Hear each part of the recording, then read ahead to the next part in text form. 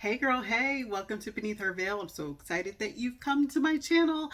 This is a channel for all things women. This is a place for you to give yourself space to go beneath the veil, go deeper, learning more about who you are, but also your gifts. Let's uncover those gifts so that you can go be great. So I'm excited to bring this channel to your attention. I'm Sharice Termon. I'm a Connecticut realtor. I am also the founder of this group, but I'm also a real estate agent content creator as well. But I'm excited for this project because this allows me to just connect with other women. And, everybody's at different places and stages. And so sometimes we just need each other. So this is a positive vibes only. So I invite you to comment and tell me more about yourself. Also, if you're on Facebook, follow me over there after you watch this video, also at Beneath Her Veil. But today we're going to talk about the mindset, and I have one question for you. What is the truth about you, right? Like what's the truth about you? What do you tell yourself, right? What are the untruths that you tell yourself? And why is that? Where did that come from? I mean, have you ever asked yourself, where do my thoughts derive from? Now, I want to talk about this because last week we talked about introspection, right? Giving us the space to go and be silent, be quiet, go inward, right? Because that's how we are able to connect with ourselves. That's how we're able to uncover things about ourselves, but also how to feed ourselves. I mean, we need to give ourselves the space to do that because let's just face it, we are constantly taking care of something or someone else, right? We're always engaged in someone else's affairs. What about ourselves, right? What about ourselves? What do we know about ourselves? Where are we going, right? Where do we want to go?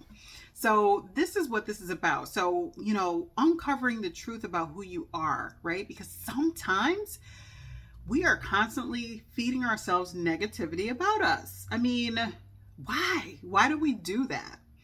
I want to think back to, or actually go back to the fact that when we were born, I mean, it's crazy, but let's just think about that for a second because when we were born, we were blank slates. We didn't know a thing.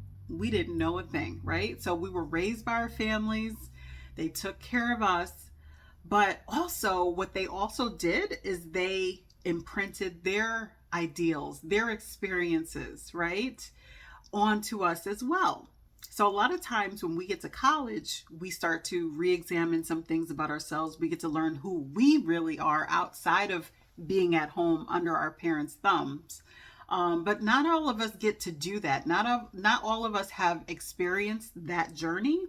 And so also another stage that kind of imprints us is going through school, right? School can be one of the most damaging places because kids can be so cruel. But that is also where kids, put their judgment on us, right? And that's some of the self-conscious things that we've learned that we become over the years, a lot of times derives from school. There are so many points to this, right? The circle of friends that we have today, or our circle, whether it's family or friends, what does that circle look like, right? Is it a positive place, uplifting space that lifts each other up, or is it a space where we beat each other down? Let's just be honest, right? What kind of circles are we entertaining? And what is it doing for us, right? So if we are women that are looking for change in our lives, if we're looking for growth in our lives, if we're looking to transform our lives, a lot of the ish that we are involved in, or some of the ideals that we have taken on from our past, some of the untruths that we tell, well, all of the untruths that we tell about ourselves has to go away. And it can only do so by feeding your mind well, right? So there's a term in business that says garbage in, garbage out. It's basically pertaining to databases. So the information that you key into a database, if it's not good data, then guess what? The analytical part of it, when you analyze the data, it's going to be crap. It's not going to do anything for the business. Same thing with our bodies, garbage in, garbage out. When you feed yourself crap, then you get what you get, right? So the same thing goes for our minds. Now, the interesting part about our brains is that it is the most stubborn part of our bodies, right? Like it's literally something that it's stubborn, but we have full autonomy over it. We decide the moment we wake up what we do all the way to the time we go to bed. We decide our thoughts, believe it or not, but most of us, right, until we get to this space of awareness, we are really unconsciously moving about and thinking things. Like we don't examine sometimes because life is moving so fast. We don't really take the time to examine our thoughts and why we think them. I mean, when was the last time you asked yourself, why did you just think that? Like hardly ever do we do that. But when you get to a point in your life where you're like, you know what, some of this stuff has got to change. And you start to realize a lot of it derives from the mindset and what you think and feel and believe about yourself. That's where it starts. That's the epicenter of everything. I don't care what you're trying to do. You could be trying to, oh, one day I want to buy a house. One day I want to, start a business. One day I want to open up a nonprofit. One day I want to get a big promotion. Like, no matter what we are trying to do, it doesn't matter how big, how small, whatever, it all starts here. And if this is not in alignment, direct alignment with what we say we want out of our mouths, then guess what? It's going to be a misfire. And 9 times out of 10, we're going to be discouraged and we're probably going to give up and say, and blame somebody else for why we didn't get there. I mean, that's kind of human nature, but it's really time out. It should be time out for that, because no one is keeping us from getting to where we want to go or where we are trying to get to. We are the gatekeepers. And when you learn that you are that powerful, that you can, that you are the gatekeeper to what it is that you want, like you're it, and all you have to do is ... then you start to realize, okay, let me do the real work. So personally, of course, I thought negatively about myself growing up, high school. I'm an introvert, to be honest. And I still am an introvert, even though I can put myself on camera now, but that took work and challenging myself out the box. But when I look back at who I used to be versus now, I'm like, what a transformation. And it's funny because my now 26-year-old has seen a lot of that. Of course, my mom has too. But it comes from the work and really learning more about who I am. And now I can say I know a lot more about who I am, and I understand my power and my worth. And so when you get to that space, it just feels amazing. But it took work, and it's still a journey. I'm still learning more about who I am. And I love it because life is about learning and growing. And I feel like until there's no breath in my body, I'm going to always be learning. I'm always going to be learning. I feel like that's like air to me, right? It's important to breathe air. For me, it's important to keep growing, and I keep challenging myself. But I also know that I'm responsible for what goes on up here, and what goes on up here and what comes out of my mouth also dictates and determines what's going to happen and how things are going to play out. I'm not saying life is not without challenges. We're all going to have them, but it's how we perceive them. It's how we climb over them. It's what our outlook is. That's what determines how we're going to make it through. And that's how I've been able to be successful thus far, starting 2 careers, not having any background, not having any support in my family to be able to guide me, but just having the faith to step out and believe that this is not curing cancer, so I can figure it out, right? Having that mindset to do those things, it requires me to move forward.